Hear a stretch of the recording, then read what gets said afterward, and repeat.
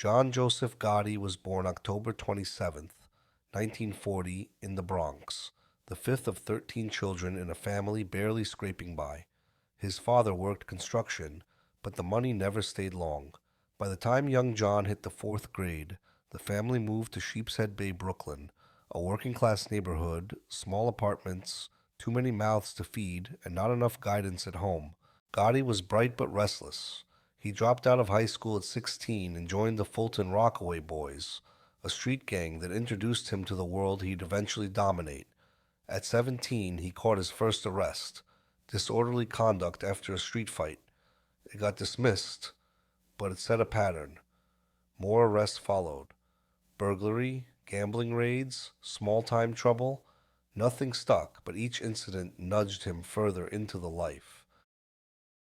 For a short time, he tried legitimate work, running a garment press in a coat factory, then helping truck drivers load goods.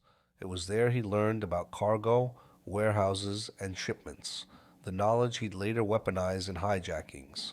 Around the same time, he met Victoria DiGiorgio. They married in 1962 and had 3 children, then a fourth in 1967. But by then, Gotti was already drifting too deep into the underworld to turn back. The film opens with Gotti addressing the audience, breaking the fourth wall, presenting himself as a natural-born outlaw. But the reality was, Gotti wasn't born a kingpin. He was a struggling street kid, learning crime in small steps. The movie simplifies years of poverty, uncertainty, and trial and error into a quick montage. By age 26, after losing his truck job due to an attempted theft charge, Gotti went all in on crime. He joined the Bergen Hunt and Fish Club in Ozone Park, under Carmine and Daniel Fatico, both tied to the Gambino family. This is where Gotti sharpened into a professional hijacker. JFK Airport was his playground. Cargo trucks, electronics, clothing, anything that moved. Gotti understood schedules, shipments, and supply chains because he'd worked legit. Now he exploited it. In 1969, after a major cargo theft case, Gotti was sentenced to 4 years in Lewisburg Penitentiary. When he got out, Fatico was facing charges of his own, and Gotti, not yet an official made man, rose to acting captain of the Bergen crew. He reported to Neil Della Croce, the underboss of the Gambino family. Della Croce saw something in him, a mix of discipline, aggression, charisma, and ambition. Under Neil, Gotti learned structure, secrecy, and strategy, the three things that made Cosa Nostra function. The movie portrays Gotti as a natural leader from day one, but the reality was his rise was rapid, but it was earned through hijackings, loyalty to Fatico, and Neil Della Croce's mentorship. The film touches on Della Croce, but doesn't show how vital the Bergen crew was to Gotti's development. 1973 changed everything. A gang of independents was kidnapping bookmakers and loan sharks. One target was Carlo Gambino's nephew, who ended up dead. The Gambino family demanded revenge. John Gotti, Angelo Ruggiero, and Ralph Gallioni were sent to eliminate James McBratney, one member of the kidnapping crew. The hit was messy, public, but successful. Gotti served nearly 2 years for his role in the killing. When he came home, the timing worked in his favor. Carlo Gambino died. The books opened, and in 1977, John Gotti became a made man in the Gambino family. His reputation skyrocketed. McBratney murder. The film barely touches this pivotal moment. The reality was, the McBratney murder was what made Gotti eligible for induction. It marked him as a reliable enforcer, not just a flashy street guy. In spring 1980, tragedy hit John Gotti's family. His youngest son, Frank, was killed in a traffic accident by neighbor John Favara, who accidentally struck the boy with his car. Authorities ruled it an accident. 4 months later, John Favara vanished, never found. Informants later claimed Gotti initially did not intend retaliation until he was told Favara had been speeding and ignored a stop sign. Whether true or not, Favara disappeared, and street whispers blamed the Bergen crew. Gotti never spoke publicly about it. The movie uses the event as emotional fuel for Gotti's character, but softens the Favre disappearance. It was one of the darkest moments in Gotti's life and reputation. The film avoids details for legal and ethical reasons. In 1982, the FBI planted bugs in Angelo Ruggiero's home. The tapes captured drug trafficking conversations, a direct violation of Cosa Nostra rules. Even though Gotti wasn't caught on the tapes, the boss, Paul Castellano, held him responsible. Either Gotti was involved or he couldn't control his crew, both unacceptable. Castellano demanded the tapes. Ruggiero refused. This escalated into an internal Cold War between Castellano and the Della Croce Gotti faction. Loyalties hardened. Lines were drawn. The film reduces the political fallout. This conflict nearly killed Gotti before he ever became boss. It created the pressure that eventually led to the Castellano hit. December 16th, 1985. Sparks Steakhouse, Manhattan. Paul Castellano and his new underboss, Thomas Bellotti, were gunned down in one of the most infamous mob hits in American history. The operation was engineered by John Gotti and Sammy Gravano, executed with precision. With Castellano gone, the family reorganized. Gotti became boss. Gravano became underboss. Frank DeCicco, trusted and respected, became consigliere.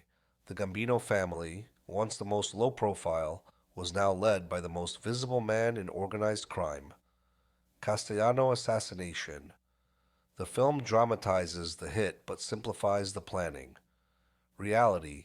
The operation required weeks of surveillance, contingency teams, backup shooters, and escape routes. Gravano and DeCicco were essential, not just Gotti. The Teflon Don era. Gotti became a celebrity mob boss. Sharp suits, expensive ties, public appearances, reporters shouting his name. When he walked into a courtroom and walked out acquitted, the media labeled him the Teflon Don. Even Hollywood stars like Eddie Murphy and Sophia Loren greeted him publicly. But the FBI wasn't impressed. They planted bugs in the Ravenite Social Club, the hallway, and an upstairs apartment. For the first time, the walls listened. The tapes captured Gotti discussing family business, approving hits, and, critically, criticizing Sammy Gravano behind his back. It would destroy them both. The movie emphasizes Gotti's fame, dressing him almost like a folk hero. Reality, Gotti's public lifestyle was a major factor in law enforcement pressure. His visibility hurt the Mafia more than it helped it. When Gotti and Gravano were arrested in December 1990, the government had tapes, hundreds of hours, and a new strategy. When Gravano heard Gotti blaming him for greed and disloyalty, everything changed. Sammy flipped. It was the most devastating betrayal in Mafia history. In 1992, Gravano testified for the prosecution. The jury was sequestered for the first time in Brooklyn's history. The tapes were played. The evidence was overwhelming. On April 2nd, 1992, John Gotti was found guilty on all counts: racketeering, murder, extortion, obstruction. He was sentenced to life without parole. Gravano betrayal. The film portrays a more dramatic, emotional break. Reality. Gravano flipped because of the tapes, the evidence, and his own survival instinct. The betrayal was cold and calculated. Prison, decline, and death. Gotti was sent to the federal penitentiary in Marion, Illinois, one of the harshest prisons in the country. He kept his pride, held his posture, but time wore him down. In 1998, he was diagnosed with throat cancer. On June 10, 2002, John Gotti died at age 61. Even in death, he remained a polarizing figure. John Gotti's story is one of the most complex chapters in American organized crime. A kid from the streets who rose through poverty, prison time, hijackings, and internal mafia politics to become the most visible boss New York had ever seen. For some, he symbolized power, loyalty, and defiance. For others, he was reckless, destructive, and the beginning of the end for the old mafia structure. His rise came from calculation and charisma, but so did his downfall.